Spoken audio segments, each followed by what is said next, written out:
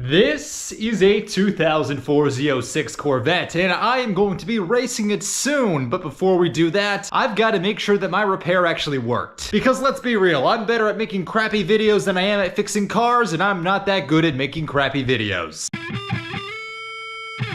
So most recently, I did all of the fluids in the car, so engine oil, transmission, and diff fluid, and my coolant was leaking as well out of the expansion tank, so I replaced that as well. I took the car out for one semi-spirited drive, but wasn't that aggressive, and even so, there's a lot of smells coming off of this thing. So basically, I don't know if I'm just cooking off all the fluid that dripped, or if there is a new leak I've got to worry about.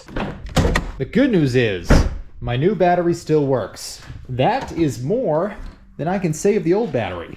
Oh no, oh no, my vinyl wrap is peeling. All right, I'm gonna get the heat gun real quick and remedy that. Fun fact, it is apparently a known issue that wraps tend to shrink a little bit more the first time you put them in the sun, and that will peel up the edges, especially if they're not wrapped around the edge of a panel like these ones here on this pattern. So for that reason, I'm getting a little bit of lifting. I'm using the heat gun to basically loosen the adhesive, then I'm gonna press it back into place, and that should be enough to hold it. Ah yes, car wrapping, the most fun you can have if you dislike having fun. All right, coming into our expansion tank here, you can see the level is pretty much exactly where I left it, where it is at the full cold line. Now going over here, you can see our battery, still very secured, and it's not actually flopping around like this small boy was before. Now let's go under here, and is that freshly wetted? Not really. Now if you look right here, there's legitimately a couple drops that came out. That's from before I moved this hose, so we are good to go on that one. I've got nothing coming out on the other side there. That's the other one I was worried about. You can see all that, where it's like the gravel buildup. That still looks damp, but that is not really a concern. Now, really what happened is that it all went down there to the bottom of the engine bay and on the headers. That is all cooking off, but what that means is that this car is actually working and that it's not actively leaking more, which is what my concern was, because if it was doing that, I'd probably give up. I'd call it quits, I'd light this on fire, and I would walk away. So that is relatively good news in my mind, because that means that in theory, this is fixed. So I'm gonna run it, and if it blows up, well, hopefully it won't be because of that. Hopefully. You can tell I'm really confident in this.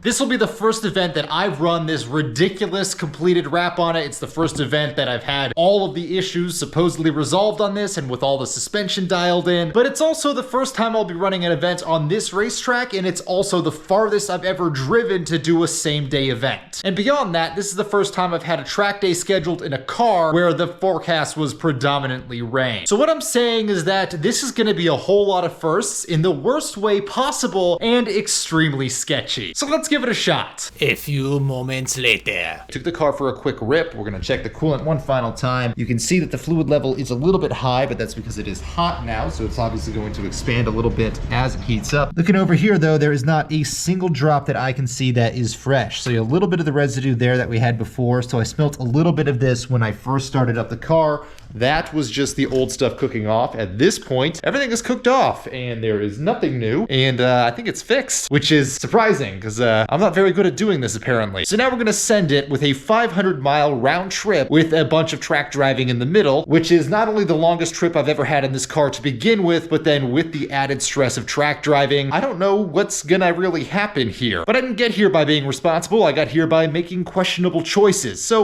let's see what happens. So join me next time as I once again prove that I am incompetent behind the wheel. Thanks for watching.